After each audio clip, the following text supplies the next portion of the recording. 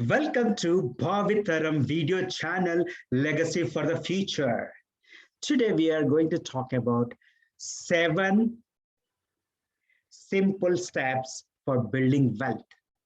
Most successful people financially, they follow these simple steps because building wealth is a mindset. It's not just the numbers yet, but a mindset is also required.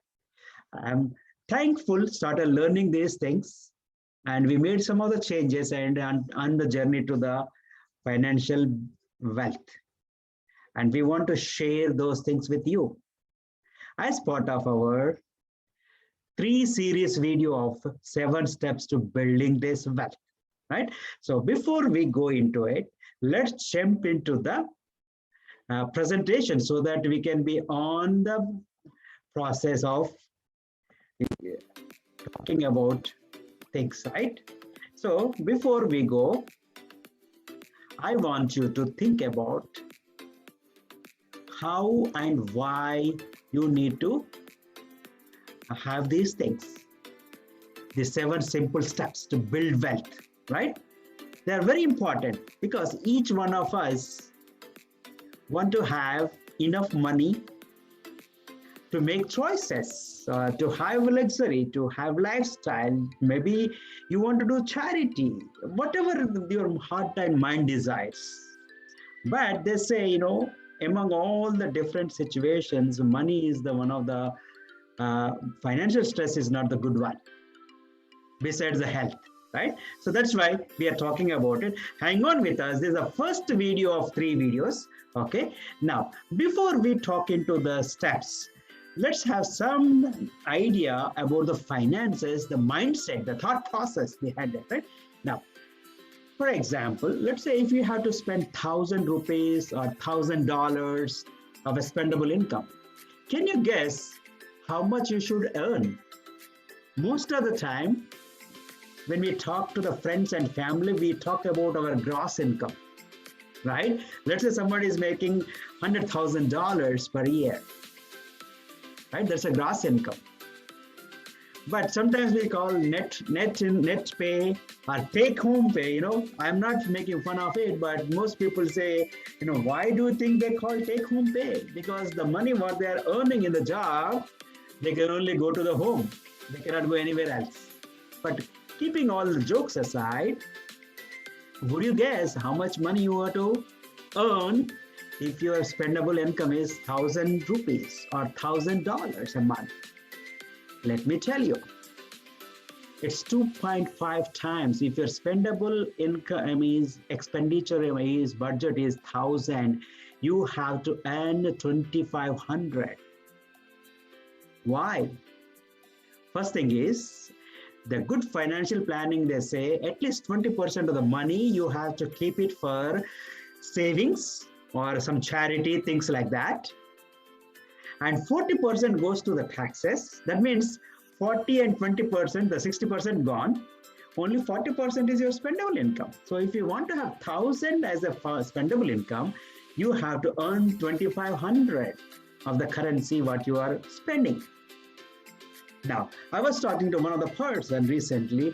He's saying, Srinivas, I'm spending less, I'm paying only taxes less than 20%. You are talking about 40%. I asked him 3 times. Can you repeat how much money you are, what is the percentage you are paying towards taxes? Every time he repeated, yeah, less than 20%. Now, yeah, I wish we pay only that much. Probably that is the income tax you are paying. But the challenge is, when you go out and buy, you pay sales tax. Some places it may call GST, some places called VT, like a VAT, value added tax. Sometimes it may be service tax, all different things put together. Actually, sometimes you pay more than 40%. Then he understood, yeah, that's right. Because we are paying income tax. But besides that, we are paying on something else, right? Other taxes. Now, the other thing is, there is something called bad to good. What do I mean to say is, when you're young and energetic, and when you start your careers, start your life, people start something called badly acquiring debt. Maybe you got a job, new job, you want to buy a bike or car or house or wedding, things like that. What happens? Probably you do not have enough finances reserves. You go for badly acquiring debt. Now, once you acquire the debt, what is your next whole goal in life? Good, getting out of debt, right? My goal is of this teaching or this video is I want you to minimize your badly acquiring debt and how you can get out of debt faster, having some financial discipline, right? Let us see. Now, no debt is a good one. Sometimes we say, okay, having this debt is okay, that debt is no. My understanding is no debt is good. Because when you're taking any kind of loans, what we are doing is we are taking advance, hoping that some kind of income is coming, your salary or whatever you are earning, right? But what if something is not going or not works as you are expecting? There could be a challenge. It is a stress. That is one thing. The other thing is, let's say buying a house is good, right? Rather than paying a rent, I want to pay a mortgage. Sure. Let's say you are buying a house on a mortgage for 30 years. Have you ever thought how much money you are paying out? How many, like if you were buying a house for 100,000, and if you're taking 30-year mortgage loan, maybe around 3.5% or 4% interest rate, APR, probably you are ended up paying over $400,000. 400,000, that means 400% you're paying. Now, my recommendation is, it's a good idea if you are able to pay the mortgage also as soon as possible, and preferably finance it for 15 years or less rather than more than that, because you'll be end up paying less money, because whatever the money you're borrowing, you're paying the premium on your money, right? That is one thing. The other thing is, like if you have credit cards and other things, it's a good idea how we can pay it off faster. Now, when I was starting my career, most people are saying, hey, Srinivas, make sure you have a good credit history, and once in a while pay interest and all that. And I started asking, why? Oh, if you do not have a good credit history, or once in a while you don't pay interest on the credit card or things like that, probably you may not get the loans. Hey, my goal is not to get the loans, right? I mean, it's okay to get the loan, but why you are thinking that? How about if you buy everything cash, right? Hey, that's what I want you to think about it, okay? Now, the first step to build the wealth is budget. When I talk about the budget, a lot of things comes. Again, we talked about in the previous video. You can go look into it, right? Now, budget, what happens, it will help you to discipline how you are going to do it, right? And in case of budget, there are a few things out there. So before you start the budget, you have to list out all your fixed expenses. Could be your rent or mortgage or food and things like that, like maybe phone bill, cable bill, all this kind of electricity bill, all these kind of things, pretty much they're fixed. Right? Maybe sometimes it may be varying, like electricity, depending upon how much you use and all that. And the variable expenses, again, variable expenses could be your food, maybe some unexpected expenses or some whatever that you have, entertainment or different things. So you have to categorize both fixed and variable. Also, sometimes what happens, there are some monthly or yearly expenses. In the sense, monthly, of course, phone bill and all that. Yearly, let's say probably you own a house, you're paying taxes on it, for example, or maybe annually paying an insurance on your home, right? Now, you should not wait for the yearly due date comes. Let's say on a yearly basis, you're paying $1,000, or let's say maybe easier, $1,200 as a insurance. That means you have to divide into $100 a month or 100 rupees a month and put that in a separate account, right? Otherwise, when at the end of the year, you're looking for all the 1,200 at a time, probably you may be in challenge. And if you look at the businesses, like let's say when they are selling all the goods and all that, they're collecting the sales tax. They're not going to spend all the taxes what they are collecting from the customers, because that money goes to a different account. That way, end of the month or end of the quarter, whenever the due date is there, they're able to pay easily. That's what you have to do is, right? Then we have to find out what is our financial picture, snapshot, where we are now. How much money is coming, how much money is going. We need to have that a clear picture. Sometimes, some of the cases, maybe the income is lower than the outgoing. If incoming is lower than the outgoing, that means you're spending more than what you're earning, no budget will help you. What you got to do is you have to find an alternative, maybe sacrifices, maybe cut down the expenses, or maybe you have to go get another job, or we have to do something balancing, right? Then we have to put together our balance sheet, where we are, find out our net worth right now. Either we are in a negative or positive way, right? If you have different loans and debts and all that, we have to prioritize and plan to pay off the loans. Then comes the zero-based budget. What do I mean is, whatever the money we are earning, right? We have to tell the money where it has to go. Otherwise, what happens is, money will find its own place. It could be a coffee shop or a movie night or a restaurant or something happen. You will be spending money, and before the month ends, the money might be ended, right? So you have to track and prioritize the money. And we should tell the money where it is going. Otherwise, all the billionaires are behind your money, right? So that's the reason, right? Now, we recommend people to open 2 checking accounts and 1 savings account. Why 2 checking accounts? Whatever the money that you are receiving, your salary or profit or anything that you're earning, all the money has to go into 1 account. Now, based on your budget, the spendable or operating account, from the income, you have to transfer it to the operating account, second checking account. And some money you have to transfer it to the savings also.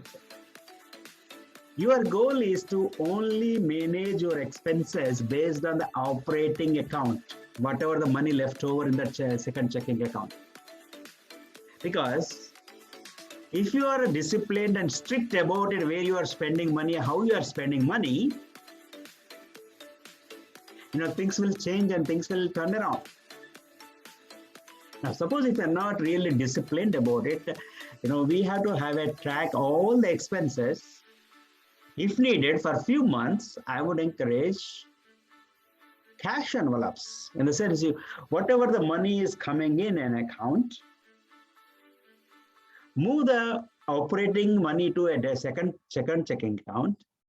Write down a check, okay, 100 for food, 300 for rent, 500 for something, whatever, write a checks and draw the cash. Put in different envelopes and use your cash. When you're spending the cash from your hand, what happens is sometimes it will avoid unnecessary expenses. For example, let's say you're out somewhere, you're spending just by cash. Some reason you just feel like have a coffee. But when you open your wallet, let's say you have $100 bill or 100 bill, right? Most of the time, what hey man, just for $2 or 2 rupees, why should I, make a change of 100? So that sometimes it will help you to spend less money also, cash, because you feel it, right? Otherwise, you have a 1 credit card account, 1 credit card for all the things. Paying, right? Now, along the way, sometimes attractions and temptations come. Simple example. I do have 3 or 4 different credit cards, but I use only 2 credit cards. One is for my personal, one is for my business. Rest of the credit cards, I just keep it. Okay. Now, Last month, I got a letter in the mail saying that, okay, one of the credit card I was not using for more than a year. They sent me a promotion or an attraction or a temptation saying that in next 30 days, if you do 5 different transactions of so much amount or more, we'll pay you certain amount of money. That was very attractive and tempting. Guess what? Next 30 days, I started using that credit card, kept all other accounts and all that. But that's okay because I'm not spending an extra. Only thing is I switch the account just to get the promotion. But the funny thing is when I was doing a billing at a grocery store, I was supposed to do $50 or more transaction, but I did it was about $47. So $3 left. So if it is less than $50, they do not count towards my transaction to give my free money or bonus attraction, however you call. Now I was almost tempted. Most of the time in the grocery store, they have all, sugary stuff, candies, things like that at the counter. I was almost tempted to buy a candy packet. In my mind, I was debating myself, rather than losing that attractive promotion, why not I buy $2 or $3, some chocolates or candy, but the other side, my value system or my idea, my lifestyle is, hey, I want to be healthy. In a split second, I made it, hey, my goal is to be healthy, that's fine. If I don't get that promotion or anything, it's okay. I stopped buying. We should not get into the temptations or attractions, fall for it. Right? That is one thing. Now, why we are all doing all of this is because our goal is to develop, let's say, if you are a US, at least $1,000, or if you're in India, at least 25,000 rupees, we have to create an emergency fund. That means anything happens, small things here and there, if you need an extra cash, you should be able to have that $1,000 or 25,000 rupees on an emergency fund, so that you don't have to depend on someone, or you don't have to go and charge their credit card, and where you will be again getting into trouble of paying extra interest or things like that. Right? That is first.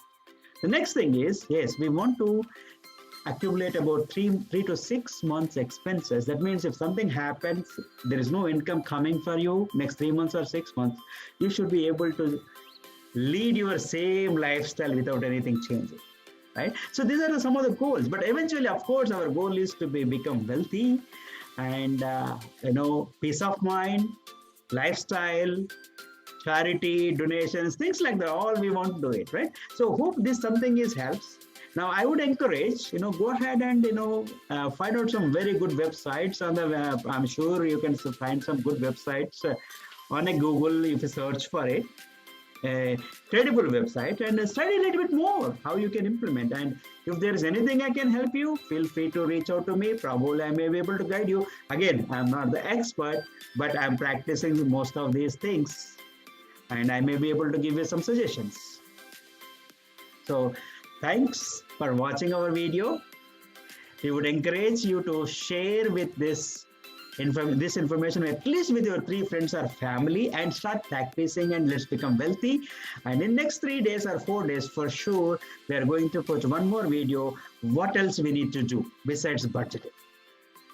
So subscribe to our health and wealth series and achieve more in 2022. Like us, share us, subscribe us. With that, we are done, and we really appreciate